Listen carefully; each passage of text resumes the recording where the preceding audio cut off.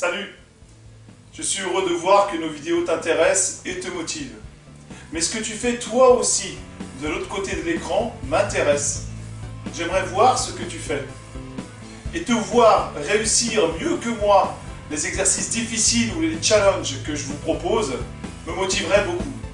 Alors je te propose une chose, c'est qu'au fur et à mesure de la séance, lorsque tu parviens à faire un des exercices difficiles ou l'un des challenges, tu te filmes et tu nous envoies les vidéos de tes réussites à l'adresse mail qui apparaît ici. Voilà, je compte sur toi, la séance peut commencer. Alors pour cette nouvelle séance, nous allons avoir besoin de 2 chaises, ici, de ta ceinture de karaté, ou bien d'une corde si tu n'as pas ta ceinture de karaté, de 2 bouteilles, d'une gourde, d'une serviette ou d'un torchon qui fera l'affaire, et puis enfin, comme tu le vois, nous aurons besoin d'une table. Donc je te laisse te préparer, réunir tout le nécessaire, et je te dis à tout de suite. On va donc utiliser aujourd'hui ce marquage au sol pour pouvoir nous échauffer et élever la température du corps.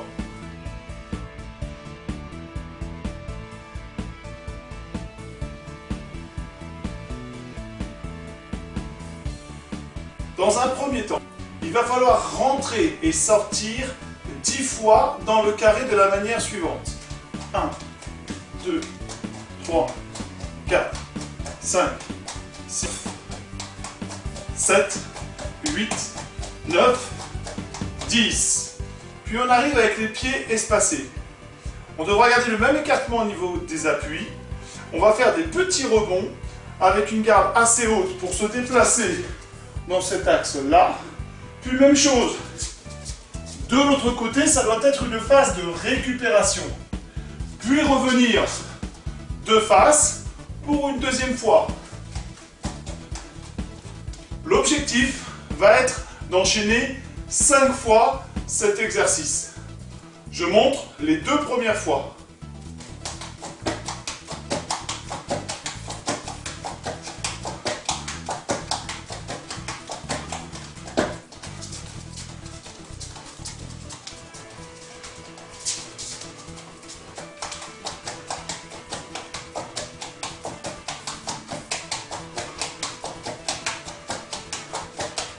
J'oubliais le regard bien en face. Le regard bien en face quand je me déplace avant de revenir pour la 3e fois. Donc 5 fois cet enchaînement. C'est à ton tour. C'est parti. C'est bon, tu as terminé? Je vais maintenant te donner un deuxième thème d'échauffement cardio. Tu vas te placer à l'intérieur du carré ici. Premier temps, j'écarte, pointe de pied. Je ramène, puis je vais déployer jambe gauche devant, ici en garde. Revenir groupé, et enfin jambe droite devant, et revenir. Je remonte, côté regroupe, gauche devant revient, droite devant revient.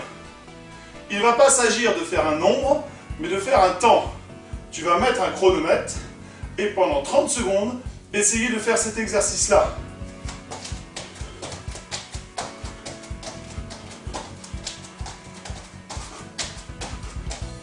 Tu as compris? À toi pour 30 secondes.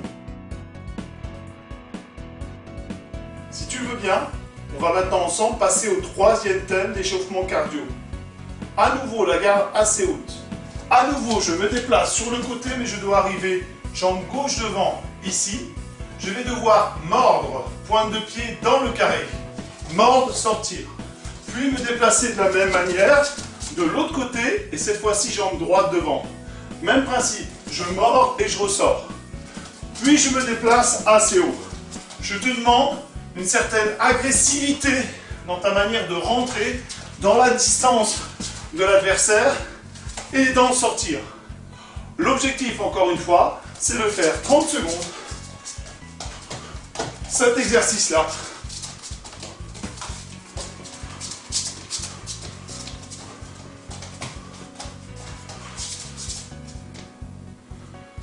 Tu as compris? C'est à toi. Voilà. Maintenant que tu as compris ces 3 petits thèmes d'échauffement, il va falloir te concentrer davantage pour pouvoir enchaîner les 3. Dans un premier temps, 10 fois, je rentre et je sors. Puis, je décale à gauche et je décale à droite pour ensuite revenir. Immédiatement, j'enchaîne à l'intérieur avec 10 fois les 3. 1, 2, 3, 4 et ainsi de suite. Ok? Ensuite, tu ressors ici et tu vas devoir te déplacer à droite pour mordre, à gauche pour mordre, le tout 10 fois.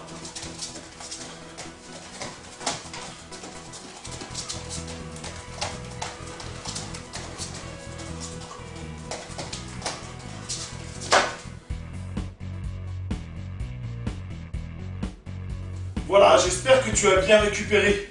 Si ce n'est pas le cas, prends encore du temps pour récupérer. Parce que cet exercice-là, je vais te demander de le refaire encore 2 fois. C'est important, pour vraiment travailler le cardio, il faut taper dedans et pas qu'une fois. Donc récupère le temps qu'il te faut, recommence une 2e fois, puis récupère de nouveau pour faire une 3e fois et on se retrouve après. A tout de suite!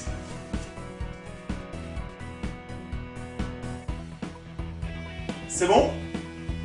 Alors, on vient d'élever le rythme cardiaque et la température du corps. On vient de travailler sur ses jambes et sur ses appuis. Ça ne veut pas dire pour autant qu'on est suffisamment échauffé pour pouvoir donner le meilleur de nous-mêmes et éviter la blessure. Donc je te propose cet exercice-là pour bien étirer l'environnement des jambes et des hanches. Dans un premier temps, on se place face à la chaise. On met les 2 mains dans le dos comme ceci. On va venir poser le talon sur le bord du siège, ici. Tu devras rester bien de face, le dos bien plat, orteils relevés, et chercher comme ceci à s'incliner vers l'avant, mais toujours en gardant un dos plat et en relevant le menton. Cette position, je vais te demander de la garder 20 secondes. L'effort est donc vers l'avant. Maintenant, tu devras pivoter le pied d'appui pour venir placer ton tranchant de pied ici sur le dossier de la chaise. Toujours les bras dans le dos. L'effort, cette fois-ci, va aller sur la jambe d'appui qui va chercher à s'écraser le plus possible. Et là encore, une fois que tu as trouvé la stabilité, tu devras tenir 20 secondes. Enfin, tu devras mettre ton pied sur le dossier de la chaise et te tourner complètement de dos par rapport à celle-ci. L'effort cette fois-ci doit consister à essayer de toucher les 2 index au sol. Là encore, il te faudra tenir 20 secondes, puis doucement regrouper, lever le genou gauche pour revenir pieds joints face à la chaise. Une fois que tu as fait cet exercice, tu dois recommencer de l'autre jambe. Je remonte. 20 secondes, comme ceci, 20 secondes, comme ceci, en cherchant à plier la jambe d'appui, 20 secondes, ici, en cherchant à poser les 2 index vers le sol, puis je regroupe pour lever le genou et revenir là. Je te propose de faire cet exercice de chacune des jambes 3 fois. C'est parti! On se retrouve maintenant avec cette petite serviette ou ce petit torchon qui est placé devant moi.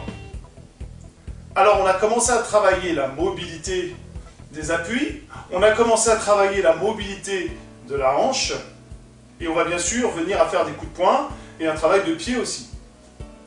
Maintenant ce que tu dois bien comprendre, c'est que faire des coups de poing sans avoir un point fort à l'impact qui frappe bien avec les 2 kento et un point bien fermé, ça n'a pas de sens d'une part, c'est surtout dangereux, ça risque de te blesser les mains, te blesser les pouces au moment des impacts.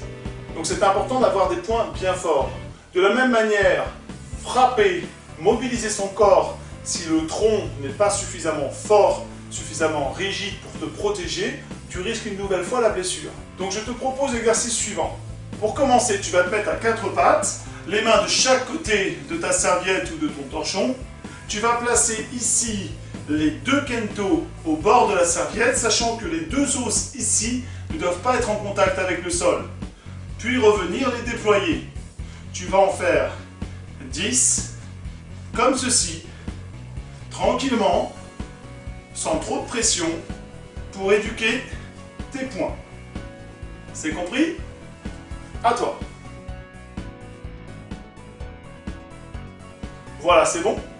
Maintenant, il va falloir le faire jambes tendues, le corps bien droit, sans cambrer le bas du dos. 10 fois. 1, 2, 3, 4, 5, 6, 7, 8, 9, 10. Puis restez sur les poings pour 10 fois avec le corps bien droit. Écartez et regroupez les jambes. 1, 2, 3, 4, 5, 6, 7, 8, 9, 10. Et revenir. Tu as compris? C'est à toi. Voilà. Tu viens de réaliser une fois mon exercice. Pourrais-tu réaliser cet exercice 3 fois de suite, sans t'arrêter? Si, c'est maintenant et c'est à toi.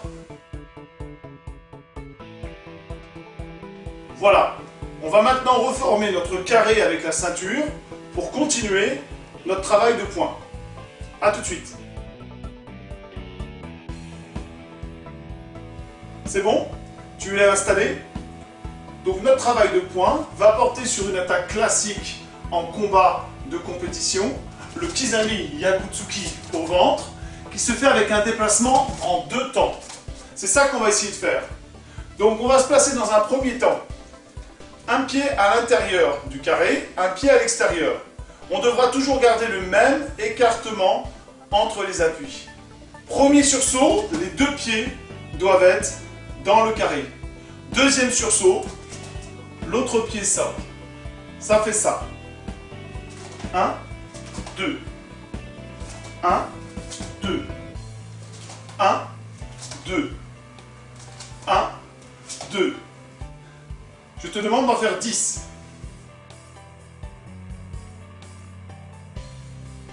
Maintenant que tu as fait les 10, je vais te demander d'enchaîner les 2 temps.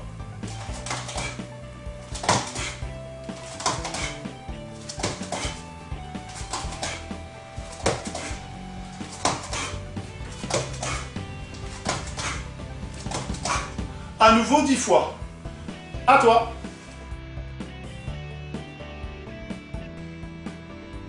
Maintenant, il va te falloir rentrer en 2 temps et ressortir en 2 temps sans arrêt.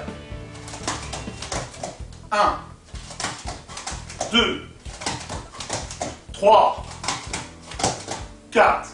Tu as compris? À toi 10 fois du côté droit, puis ensuite en partant du côté gauche. C'est parti!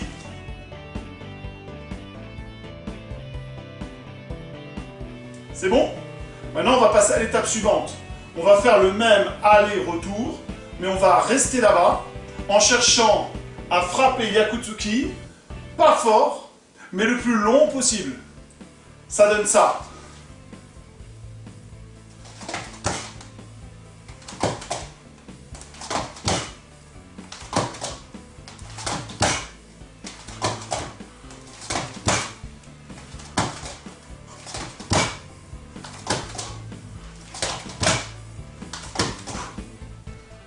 Tu as compris?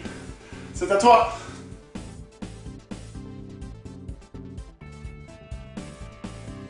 Prêt pour l'étape suivante?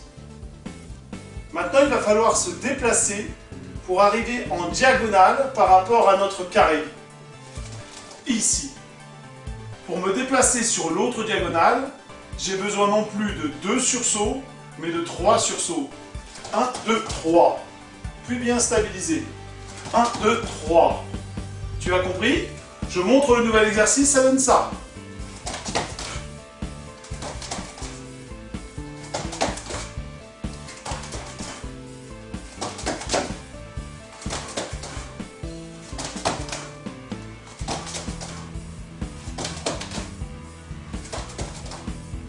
fois.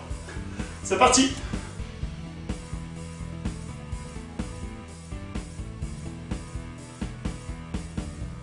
Tu te doutes maintenant de l'étape d'après. On va travailler ce décalage sur le côté pour remiser en Kizami-Yaku. Je te montre. 1, 2, 3.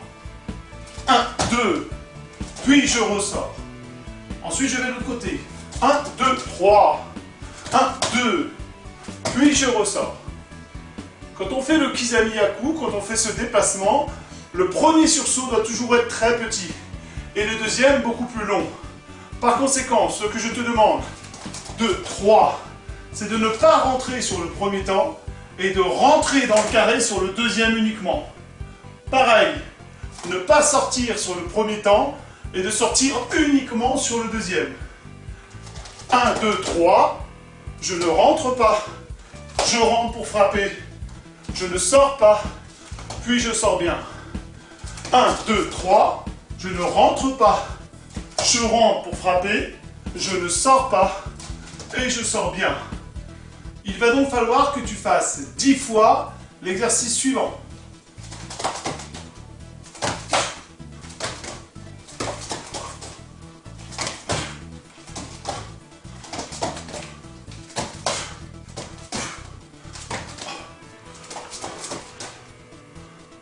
C'est à toi.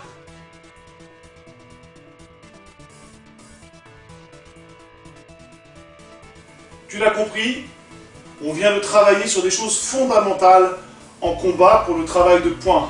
La qualité de déplacement, la capacité à se décaler, le travail en deux temps, l'allonge sur le poing et bien frapper avec le poing. Maintenant, il y a une chose qui est plus difficile à faire quand on s'entraîne tout seul à la maison, c'est travailler sur l'urgence du combat. Donc cet exercice qu'on va faire maintenant va ressembler aux autres. On va décaler en 3 temps, mais je ne vais pas te demander de ravancer en 2 temps. Tu vas devoir tout de suite, immédiatement, contrer en un temps et ressortir. Te déplacer en 3 temps et tout de suite, en un seul temps, infiltrer ton pied dans le carré et ressortir.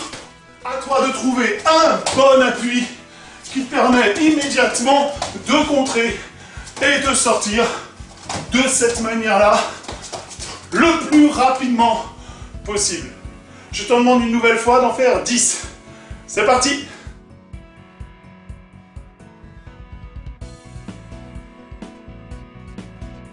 Alors tu te souviens que je t'avais demandé de prévoir 2 bouteilles d'eau. Une pour reconstituer avec nos 2 chaises notre punching ball de fortune. Et puis le deuxième, j'espère qu'elle est bien pleine parce que c'est le moment de prendre une gorgée d'eau. On se retrouve juste après la pause dans cette configuration-là. A tout de suite!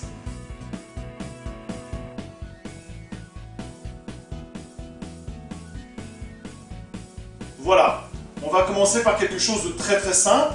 Il s'agit simplement de conditionner un petit peu nos jambes, nos appuis sur le travail du contrôle et de la précision. Donc on va se placer en garde ici et faire 10 fois tranquillement Mawashigeri, fouetter, très près de la bouteille, bien contrôlé. Je te demande au retour d'avoir un petit temps d'équilibre comme ceci. C'est parti!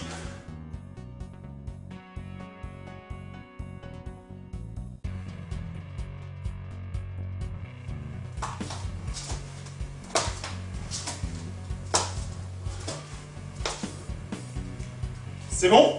Tu as terminé? Maintenant, je vais te demander de travailler un peu plus en finesse. Le Mawashigeri, tu vas devoir le faire en contre-temps. D'accord? Donc, on est ici, on va stopper pour frapper dans un deuxième temps. Stopper, frapper. Stopper, frapper. Tu devras en faire comme ceci. 10.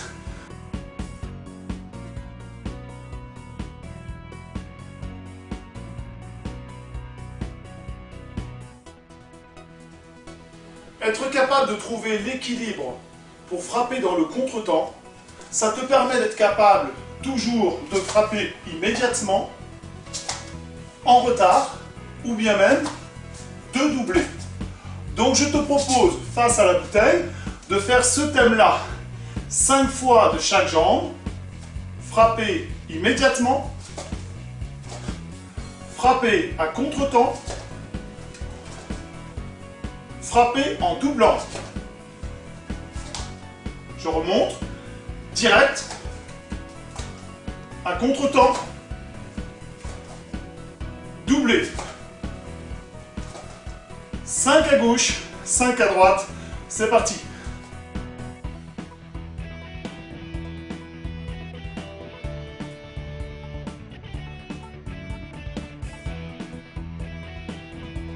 Voilà, je ne sais pas si tu as trouvé ça facile ou difficile. N'oublie pas de m'envoyer des vidéos de ce que tu fais, ça me donnera de l'inspiration pour les prochaines vidéos. Maintenant, ce que tu dois bien comprendre, c'est que ce geste-là, on le retrouve fréquemment dans les compétitions de niveau national dites de haut niveau. C'est devenu un geste classique et faire une séquence comme celle-ci en pas chassé, c'est pas non plus extraordinaire. Maintenant, ce qui est beaucoup plus difficile, c'est d'être capable de le faire quand on est en appui arrière. Tu as vu, je viens de positionner ma ceinture derrière moi et réussir à faire un appui arrière et frapper immédiatement. Ou bien réussir à faire un appui arrière et frapper à contre-temps. Enfin, réussir à faire un appui arrière et doubler ensuite. Le tout en déplacement, c'est beaucoup plus difficile. Donc je te propose de recommencer une deuxième série. Tu te places devant la ceinture ici, appui arrière pour frapper en un temps, puis contre-temps, puis doubler la technique de jambe. C'est parti, à toi!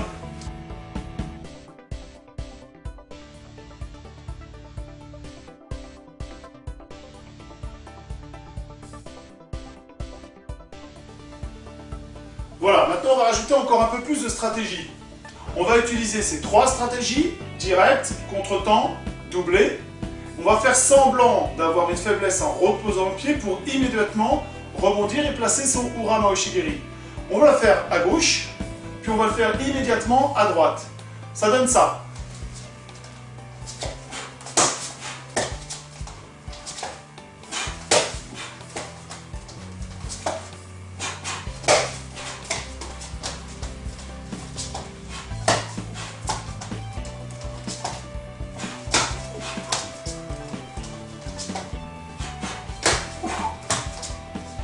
Je t'invite à rajouter une petite feinte de regard.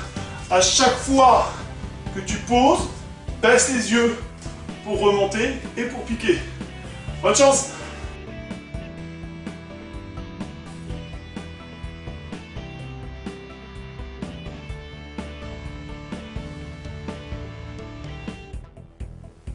Voilà. Donc si tu as bien compris ce qu'on a fait, on a cherché à avoir la jambe avant la plus vicieuse possible. Puis feindre un relâchement pour l'exploiter en Ura Maoshigiri. Là, on a tout à penser que l'adversaire va psychoter un petit peu sur sa jambe avant. Donc on va lui offrir une ouverture. On va reculer, changer de garde. C'est probablement le moment qu'il va utiliser pour nous attaquer. Et c'est ce moment-là qu'on va utiliser pour placer notre retourné. On va donc reprendre le même exercice. Et après le Ura Maoshigiri, on recule, on change de garde et on vient placer le retourné. Ça donne ça.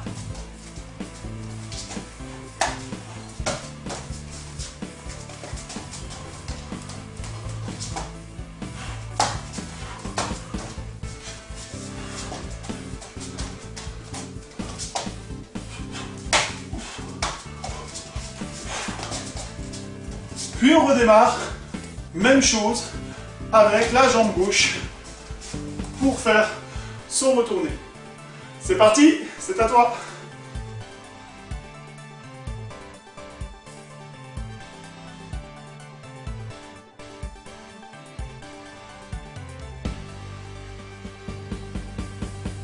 Alors on arrive au terme de la séance et on ne sait toujours pas à quoi sert cette table et cette gourde. Alors regarde bien la gourde. Je la fais glisser sur les côtés. Si j'appuie trop, elle tombe. Si je pousse trop fort, elle tombe. Mon objectif est de la faire glisser de gauche à droite, 10 fois, sans la faire tomber. Ah oui, j'oubliais, pas avec les mains. Les mains seront dans le dos, et je dois le faire ici, en équilibre, sans poser la jambe, avec le pied.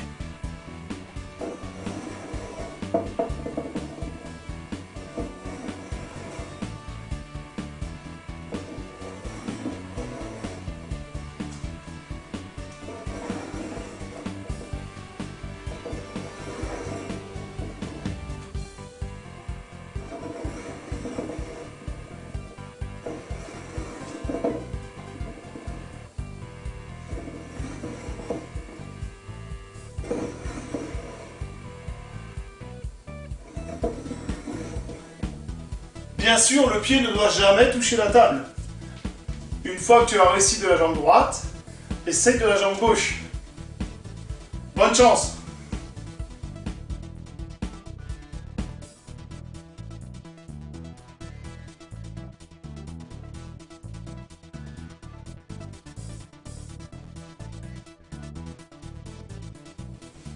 Tu as réussi? Vraiment? Alors envoie-moi ta vidéo, ça me fera plaisir. Et je te dis à très bientôt dans une prochaine vidéo. Ciao, ciao! Voilà, j'espère que cette séance vous a plu. Si jamais c'est le cas, n'hésitez pas à mettre des pouces bleus sur cette vidéo. Ce sera un indicateur pour nous inciter à en faire d'autres. A très bientôt. Ciao, ciao!